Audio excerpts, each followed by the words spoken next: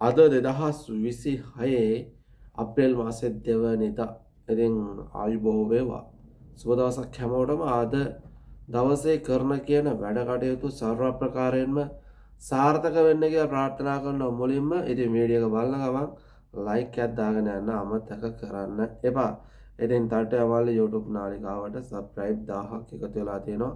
ඉතින් බොහොම ස්තුතියි හැමෝටම.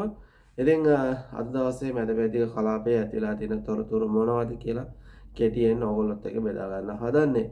ඉතින් කුවේට් රටේ විශේෂිත ගුවන් යානයකින් නේපාල් රටට පුද්ගලයන් 318 දෙනෙකු රැගෙන ගිය බව මේ වෙනකොට කුවේට් වලින් වාර්තා වෙනවා.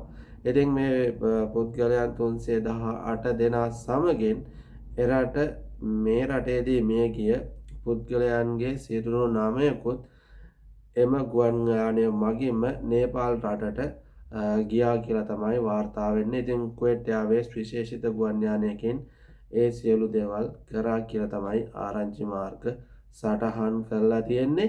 ඉතින් ඊයේ දිනේදී සටහන් වෙනවා ඉන්දියාවට විශේෂිත ගුවන් යානයකින් මේ රටේ පුද්ගලයන්ගේ මල සිරුරු 20ක් අරන් ගියා කියලා. ඉතින් අද තවත් විශේෂිත ගුවන් යානයකින් නේපාල් රටේ 318 දෙනෙක් සහ තවත් පුද්ගල මල සිරුරු 9ක් අරන් ගිය බව තමයි වාර්තා වෙන්නේ කුවේට් රටෙන්. ඉතින් මොකක් හරි සත්‍යයක් ඇහුණාද?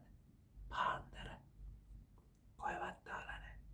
ඒ හින්දා මේ ඒ ගැන කතා කරන්න බෑ. ඉතින් එහෙම දෙයක් නම් ඇහුණා තමයිනේ. මුකුත් නැහැ සත්‍යයක් බද්දයක්. ඉතින් ඉන්න තැනක පරිස්සමෙන් ඉන්න කියනවා.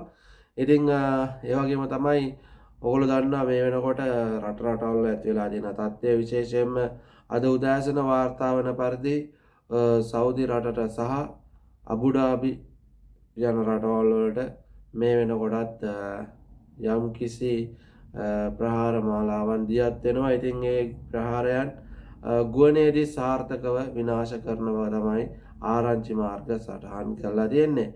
එනම් බහරෙන් දේශයට පැත්තට යනවා නම් බහරෙන් රටේ ඊයේ රාත්‍රියේ පුරාවට වරින් වර සයිරන් නාද වුණා කියලා වාර්තා වෙනවා. ඉතින් ඒ වගේම තමයි බහරෙන් වලත් ගුවන් ආරක්ෂක පද්ධති ක්‍රියාත්මක වෙලා ඒ ආපු දේවල් විනාශ කරා කියන ප්‍රවෘත්තිය තමයි සටහන් වෙන්නේ. ඉතින් මැදපෙත්තේ කලාපයේ ඇති වෙලා තියෙන තත්ත්වයන් එක්ක මේ වෙනකොට ඇමරිකා ජනාධිපතිවරයා ජාතිය ඇමතුවා. ඉතින් ජාතිය ඇමතලා කියනවා මේක නතර කරන්නේ නැහැ.